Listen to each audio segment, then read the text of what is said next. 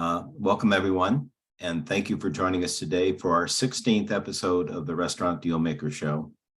The Restaurant Dealmaker Show features a prominent person related to the food service industry, either a former client, an RRC agent or broker, or other accomplished person related to the food and beverage industry.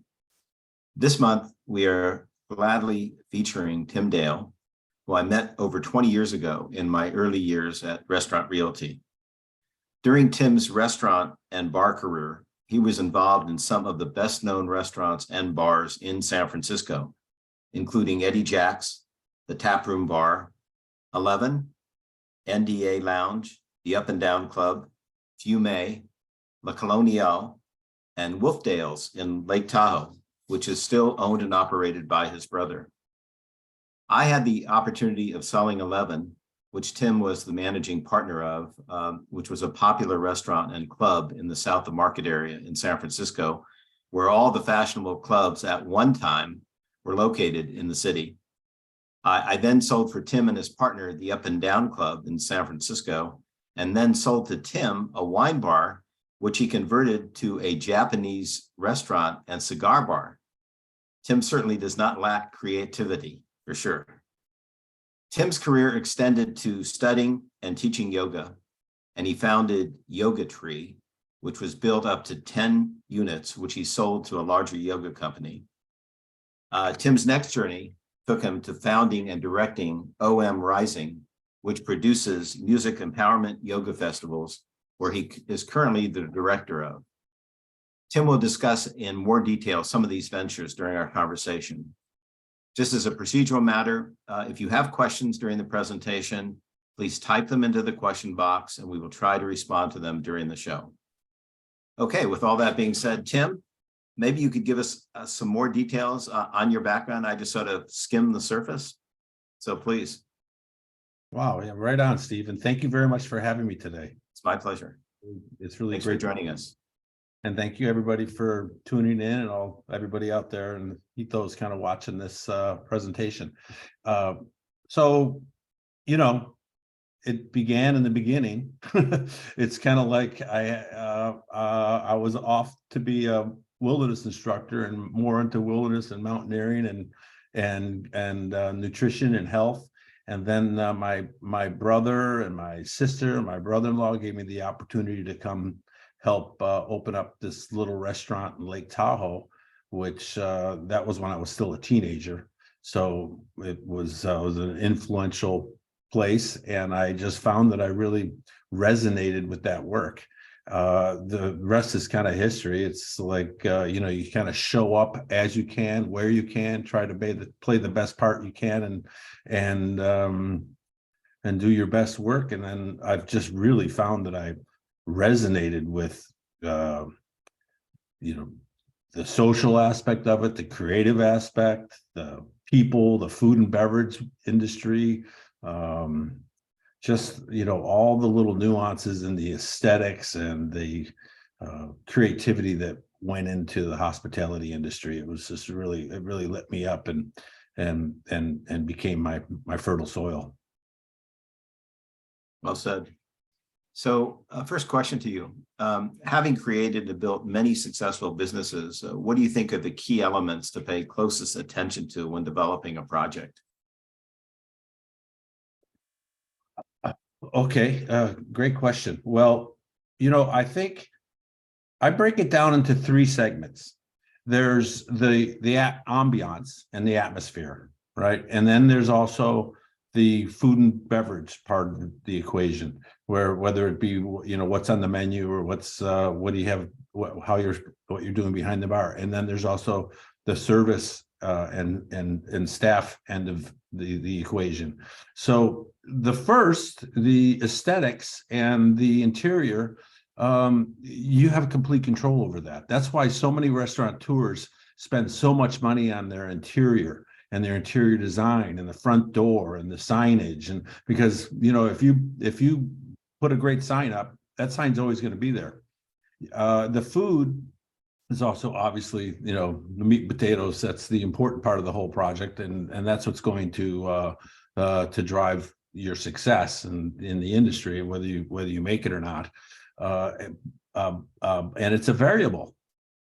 And then also, then you've got the staffing and the service, which is also important. You're only as good as your staff members and your representation and how well they're all clicking and able to understand sales, understand what good service is, understand just the importance of a quality product. So in terms of the three components that I feel go into a great business, that's kind of how I've broken it down. Yeah, makes a lot of sense. I mean, from my past experiences in the business, I sort of echo what you just said. Those are the three key elements you definitely need to focus on, without a question. Another question. Knowing that you had an extensive restaurant and bar and club background, and then transitioned into owning yoga studios and then producing yoga festivals, how and why did you do all this? I mean, just interesting sequence of events. Obviously, the underlying being very people oriented as you are, and so I would assume that was a big impetus for taking this trail as you did. But I'd like to hear your other comments regarding how this basically went.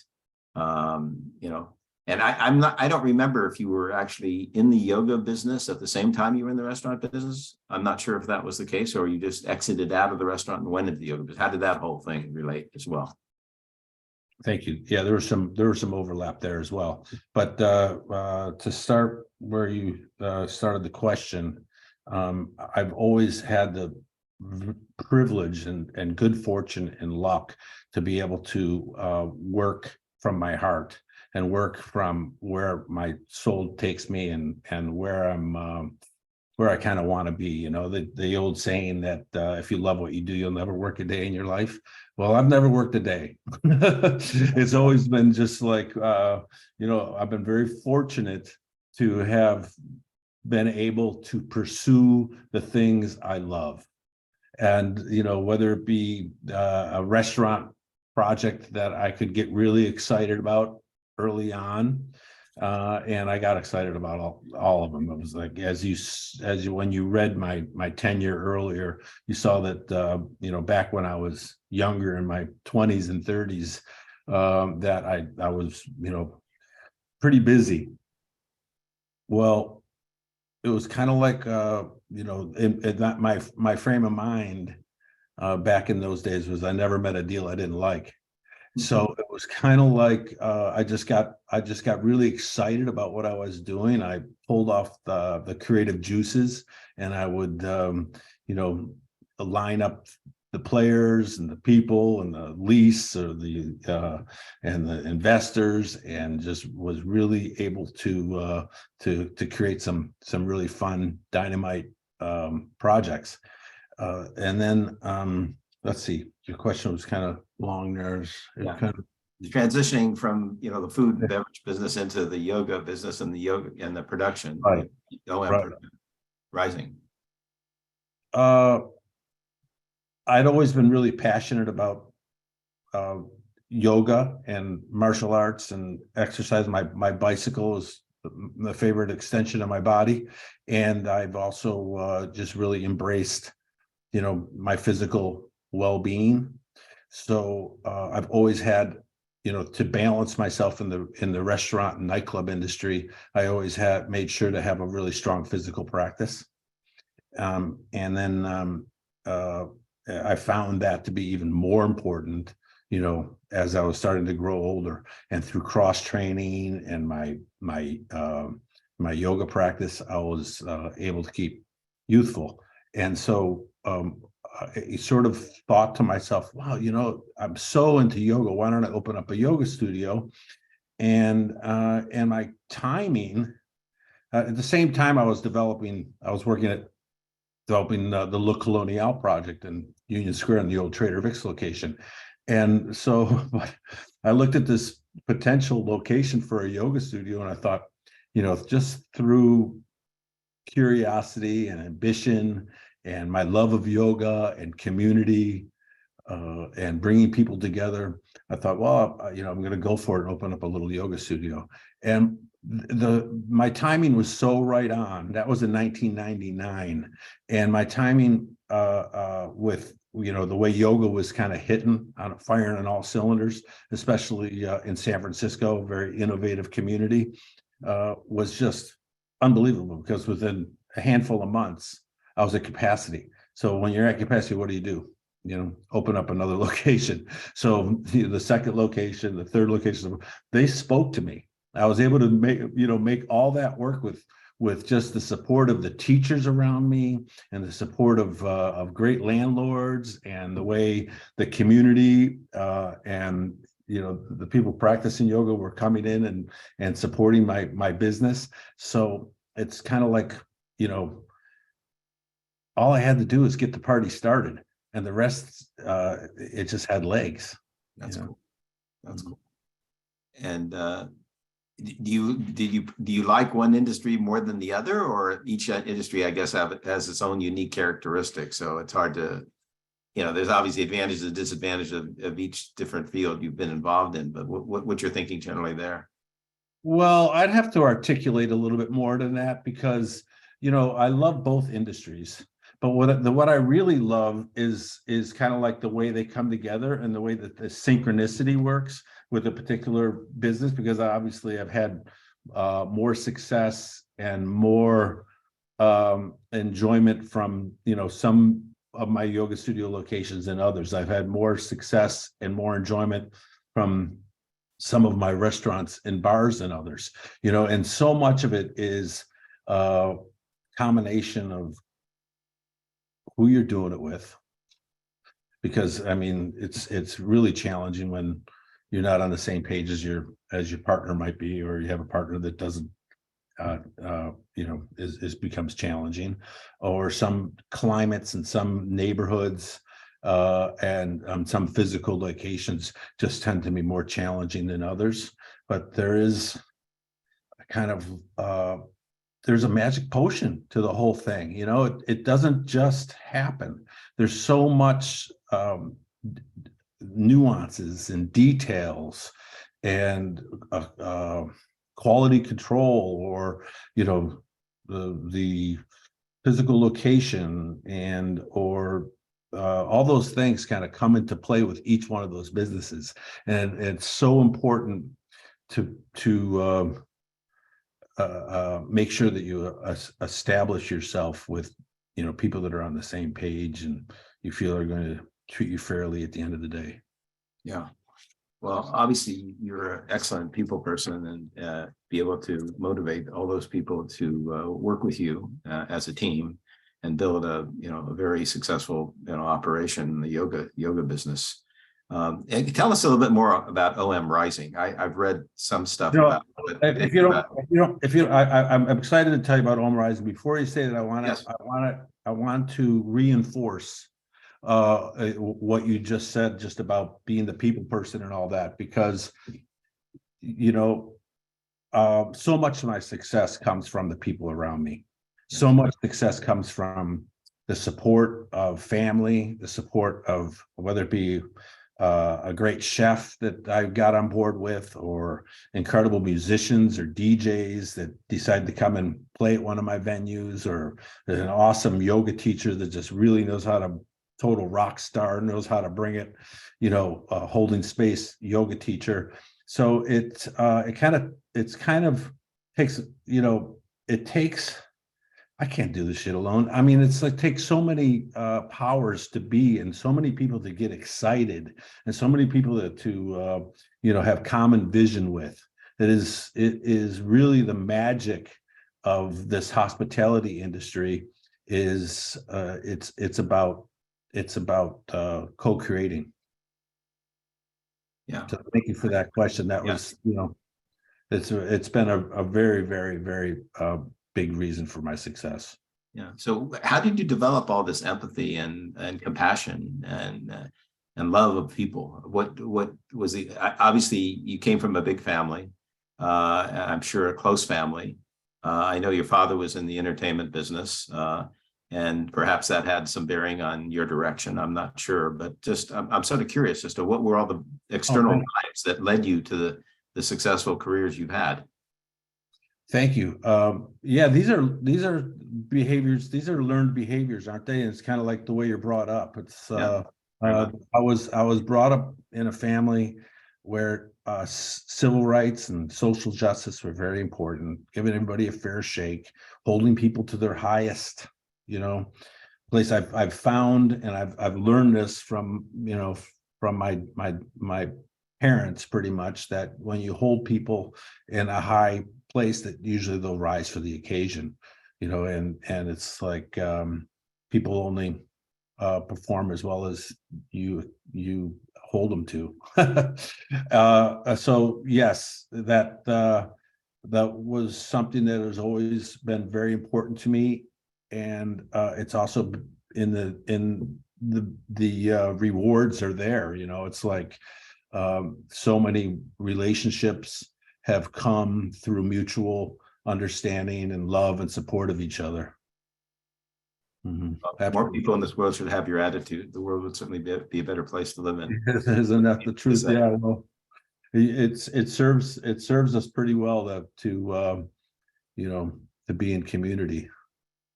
Very much so. Yeah, no, it's so important to give back to community. I know that's the way I was raised. In fact, my grandfather had an ethical will, and he basically said, children, it was to his children, my father, his brother and sister, that, you should teach your children to be, good people, to help the community, to get involved and, give back and to be thankful for what you have, and just try to make the world a better place. And that's always, been born in my head and the way I'm thinking. And consequently, I've gotten involved in a lot of nonprofit organizations over the years. And it gives you a great feeling, just, giving back, because we're so fortunate to have what we have, living in this country, without a question.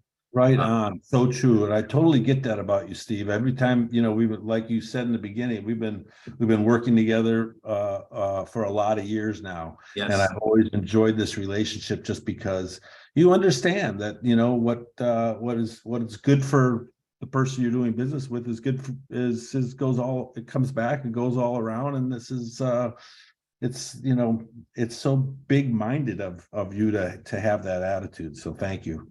Yeah, I think my father and grandfather and were instilling those ideals into my way of life, very much so. And getting back to the business side of things. So, do you think through an exit strategy when you're starting a project? Absolutely. So when I'm starting a project, it's some big picture stuff, And first you need, obviously, the most important, the location, as they say, location. You need to make sure that you got the physical plant and the place can do what you need it to do. Then obviously the place needs to speak to you. It really needs, you need to be able to walk in there and have a vision. It's got to kind of get your imagination working. So that is the next stage, and then you sort of you got to put the pencil to the paper and make sure that it can pencil out and do the numbers that it needs to do, and then where do you want to be 5 years from now? Where do you want to be 10 years from now? When I first came down to San Francisco and started opening up restaurants, I was trendy. I was a young guy and I wanted hip and cool. I've loved at least in my perspective. But what I'm saying though is that these restaurants and clubs that I created at the beginning, they were fun, but they didn't have legs. You know what I mean? It was almost like you created these things in the moment, and wow, what a hot club or a hot restaurant it was. And usually that would last like 3 to 5 years, and then all of a sudden things would start to cool down, and somebody would open up down the street that was more in the moment. but I found that as my tenure in the industry kind of grew, that I was realizing that maybe, there were some concepts that were a little more traditional, just a little bit more kind of all encompassing, so that they didn't kind of like go out of style. They weren't bell bottoms, basically. They were a little bit more projects that had a little more staying power and could stick around a little bit longer. Right. That makes sense. Mhm. So how do you balance what the customer is asking for and keeping the concept fresh and innovative? Keeping everyone happy. I know, balancing giving your chef creative freedom and keeping your regulars happy so that they will come back. How do you do that? That's a great experience, and that question shows that you have a lot of tenure in the industry. You definitely know that there's a dance that takes place with your staff, with your menu, with your staff, with everything that you're kind of offering, and you kind of put out there, that you've got people coming back for whether it be a particular pasta dish or the burger or the pizzas or whatnot, and if they show up, and you don't have that, they're just going to be disappointed. I've always said what the old saying is, that people don't know what they like what they know. And it's like so prevalent in somebody when they come in. It's like, oh geez, last time I was in here, I had this or that, the dish, this pizza, and it was just incredible, and they want it again. So you have to kind of do the dance. You have to get in cahoots, and make sure that your chef understands, kind of like that movie Chef, right, that we saw. Whereas the chef wants to be creative, innovative, do what they do, and you want to allow them to be able to keep creative and keep doing things. But there still needs to be a couple of mainstays in the menu, and you identify what those are, and I guess make a deal with with your chef. Yeah. It's always been a dance in the industry for sure. Same Yeah. thing with yoga, by the way. People come in for a particular teacher, or I've had teachers subbing for other teachers, and a patron will show up, and if their favorite teacher's not there, they'll turn around and leave. It's like, come on, give this other guy a chance, people just get kind of stuck in their way, and you need to be able to continue to accommodate them while still keeping it creative and innovative. So I Yes. think that maybe there's a certain amount of trust from your customer that goes into it, right? Yeah. Yeah. The customer definitely is the king, and you got to keep them happy. And, having the right balance on the menu is so important. Yeah, especially now with the vegetarian and the vegan movement. Did your concepts have much involvement with that vegan and vegetarian? Always. Yes. We're in San Francisco, and Yes.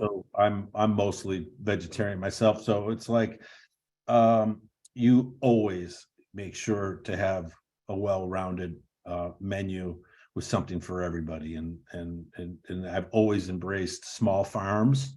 I think it's really, really, really important for all of us, to go to the farmers market and embrace small farms, and keep it fresh, and use organics whenever possible.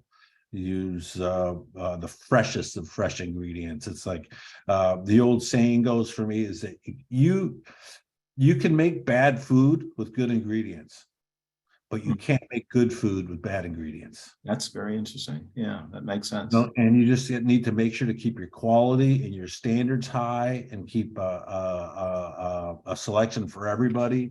A very diverse menu. It's like, if somebody wants to come into your restaurant on a budget, they should be accommodated. But if somebody wants to come in and drink Dom Perignon, you should be able to accommodate them as well, because you don't want to miss that opportunity, right? For sale. So,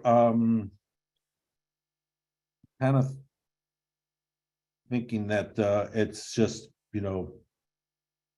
really important to support, the the small farmer and the producer.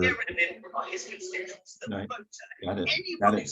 So what are you working on now, Tim? I mean, I'm sure the group would love to hear what's happening in your Right world. on. I appreciate that. Well, I'm doing some consulting. So that as always, my phone seems to ring once in a while to have because of my rapport and my tenure in the industry. I've always tried to support other people in the industry, whether it be in the beverage or music or club or the yoga industry. So I sort of keep a stick in the fire there. Mhm.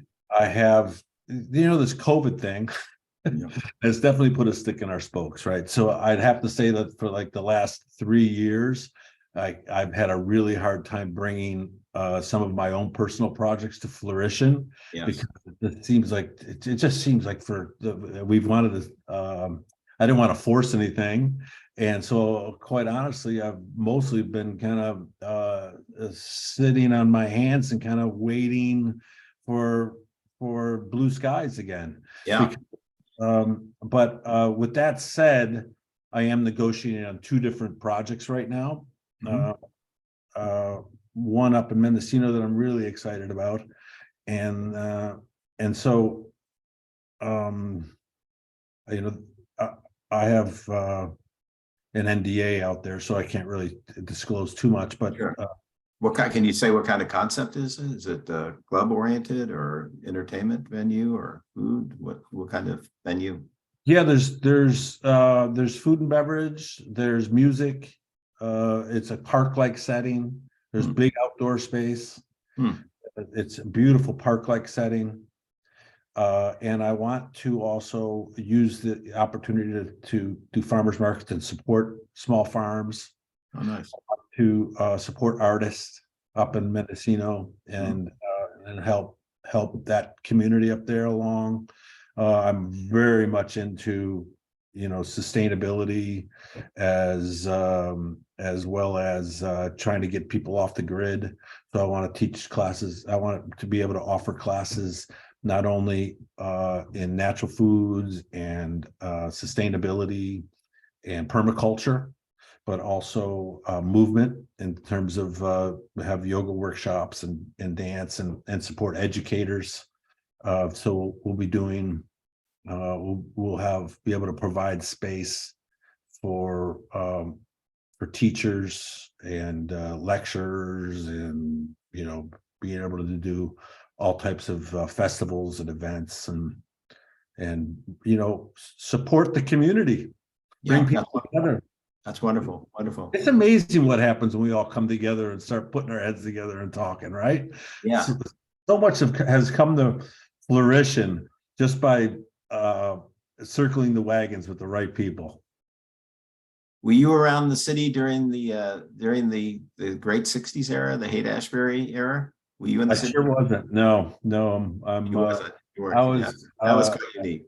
I was a little before my time, but I love hearing the stories. Oh yeah, they're And great. I feel like, I feel like I was present for part of it, just because, I've gotten to hang out with so many people that were, Sure. as well as we still listen to the same music. Yeah. Yeah. Jeff's And there playing. Yeah. Great, good stuff. I mean, San Francisco has always been such an amazing city, such a luminary. I know we've got a little bit of a hiccup in progress right now. Yeah. You can bet your shorts that it'll bounce, and it's always going to be an incredible place. Oh yeah, it will, but it's going to take some time. Unfortunately, it's a shame the way the city has deteriorated to some extent. But hopefully with the right government in place, hopefully things will get going again. I think so. I mean, it's just, if you just think back, in San Francisco and its history, we've had to reinvent ourselves a few times. I mean, remember after the earthquake, or remember the dot bomb? Oh sure. Remember, I mean, just in our tenure here, we've had a couple of events take place that it's like, holy, will this city ever will it ever be the same again? And of Yeah. course, you get the naysayers, but then, it always manages to pull through. There's always going to be hills and valleys. And for that matter, in our own tenure, in our own lives, we've had to, we all have our ups and downs, but the point is to just, hang in there, stay focused, keep taking really good care of yourself, and Positive. stay positive. Absolutely. It's like how many people in the industry that we know have wound up in rehab. So it's like it's really important to have a discipline. Yeah, very much so. Getting back to some structural questions here. When you're developing a new project, how do you determine how to allocate funds? Great.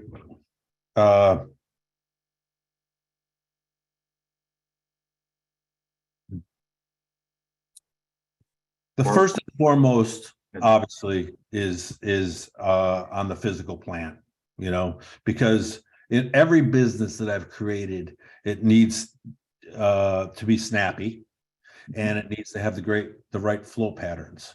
So whether it be the operational system, or whether it be the flow patterns of the restaurant, how you lay it out, where you have to keep your eye on the ball in terms of things like the sight lines, the flow patterns, the way obviously the location. It has to have a lot of visibility, and you have to have the right cars going by with people that will be paying attention, and then so I guess that is the most predominant place, in the beginning, to allocate funds and spend money. But obviously there's a lot of quality control that goes into all businesses, and so you have to spend money where you need to. For sure. So what have you learned from your past experiences that has made you more cautious in analyzing new opportunities? I know you mentioned earlier that you've been sitting on your butt, so to speak, during this post-COVID period of time. And obviously you learned a lot of things from your past experience, but what basically are the key experiences that you've encountered that does make you more cautious, analyzing new opportunities? Mm. You obviously probably use a more conservative pro forma, I would assume. Yeah, like I said earlier, and so it's like I've gotten a lot more conservative. Now it's like you want to be cautious who you're getting in bed with. Whether like there's a couple projects that I've looked at lately where it's where the landlord wants you to sign a lease that's just freaking ridiculous. Onerous, yes. Yeah. And then there's also in terms of you want to make sure that people in that demographic want to buy what you want to sell. Mm-hmm. So you got to make sure to have the right product, which reminds me of something that I like to say. It's like none of my business, I've opened up over 20 businesses at this point, right? And the way you think it through in the beginning and what you're creating in the beginning, well, at the end of the day, they all wind up a little bit different. So it's so important to go into a project with an idea and a dream and a lot of creative energy. But after that, you got to keep your ear to the ground. You got to keep your finger on the pulse. And you got to make sure that you are able to do, just make the proper shifts and changes after you listen to your customer, after you get your doors open, after you see what the specialties might be of your chef or staff, or if what price point people are looking for, what the market is bearing, whether it be in the yoga industry, whether it be a certain teacher or workshop or teacher training or retreat, and it's just it's just so much easier to float downstream than it is to swim up the river, and so it's really you got to kind of listen to all the indicators and be able to respond with your with your mind on making sure to provide what people are asking for. Right, makes sense. Yeah, given the different businesses you've been involved in, can you share some special stories about unusual events regarding notable people? No. I know that was some very challenging. If I could share them, they wouldn't be special. No, Yeah.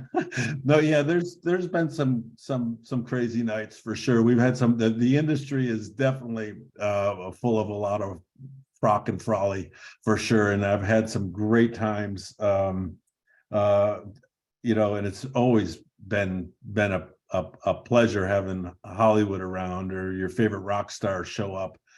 But I must say that the real pleasure, the real richness has come from the locals, the luminaries, the kind of the people that you get to know, that are part of the community and they become your friend. We kind of have a choice in life, don't we? Whether to know a lot of people a little bit or a few people really well.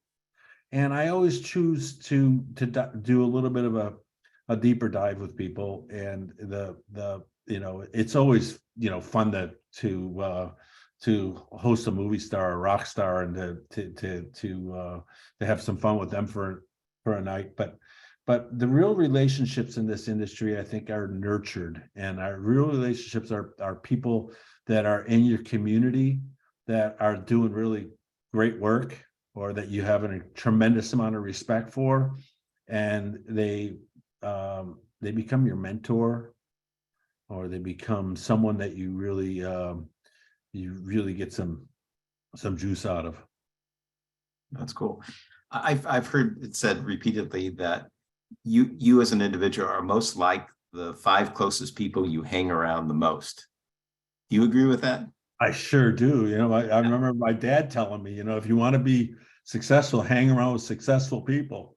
Right. Or, there's also like people that you really resonate with and that you engage with and that are loving and supporting to you. Those are the people that you want to hang out with. Those are the people that I want to hang out with anyways. For sure. And so it's it really is such a big part of your character, who you hang out with. No question. So I know you're an avid practitioner of meditation, and you do this on a regular basis. And how has this discipline impacted running the different businesses that you've had and your whole outlook in life? Thank you. Well, it's stress is the biggest killer. So anything you can do to mitigate how you stress out about shit is really important. And then I have a saying that I use about stillness in motion. And there's so much, or then there's motion in stillness. And so much of doing the business, and when you watch a great restaurant or any great business for that matter, it's like a symphony. It's like an orchestra. There's all your staff kind of has to be moving in the same direction. Everybody has to be in sync and everybody has to be kind of flowing. There's a magic to it, like they always, it's always really important not to judge a restaurant in the first month or two that it opens, because it takes a minute. Everybody has to kind of get on the same page and be dancing together, and I think that when I get in my own practice, or when I find myself, that becomes just a really important. It's like, I remember one of my early on experiences, just watching a sushi chef, and he didn't waste any movements. Everything was like, and it's like you watch that efficiency. So I honestly think that it's so important for us to, not get too burdened or consumed with ourselves. Try to shed your ego as best we can. It's in restaurant business is pretty ego based, but it's kind of like, you know, uh, it's stillness in motion. Yeah. So if you had to do anything different in your past careers, what would that look like? Right on. Thank you. I think, like I said earlier, when I was just out of high school, one of the first things that what I really wanted to do is be a wilderness guide or instructor and teach kayaking and rock climbing. But and I'm still having an amazing affinity towards nature and wilderness. And so I think that who knows, maybe I'll become a wilderness guide at 90. But it's and also just in terms of us making, trying to pass on to each other to take really good care of ourselves, mind, body, soul, and to keep exploring. That makes sense. And so what gives you the most enjoyment in life? Oh, thanks. Relationships. Those are really awesome. I mean, I have a really big network of friends and family that I just absolutely adore. It's wonderful. Support that we give each other, and so that's pretty powerful. Sure. Staying in the moment and being really creative is something that I get a lot of. I'm blessed to have that. My kids, obviously. I mean, it's so awesome.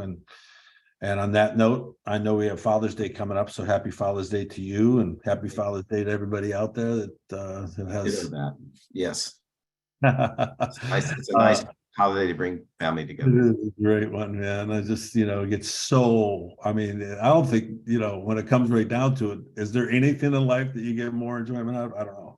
But let's see. I think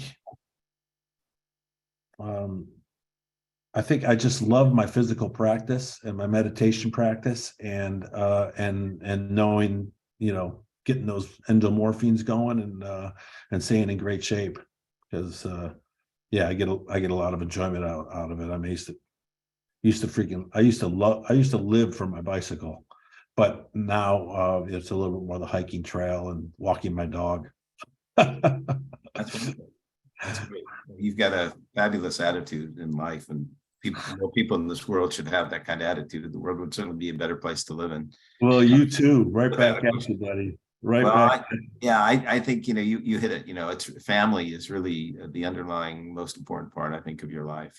Having the relationship with your spouse and your children, and it's so important. My brother says that let's see, I hope I can say this right, that you want to keep your friends like family and your family like friends. That's good. That's very good. Very good. Are there any other remarks you'd like to make in general? Just anything that you haven't touched upon before, or that you'd like to reinforce at all, that the audience, do you think, would enjoy hearing about?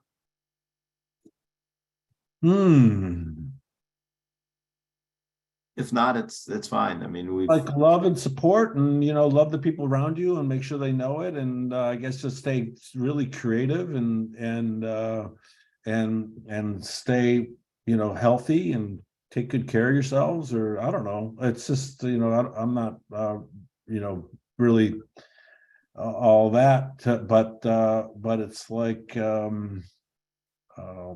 I really want to thank you and thank people for listening, and it's really, I'm excited to keep on being able to create and provide great experiences for people, and whether it be through entertainment or education or different ways that I can show up in the world.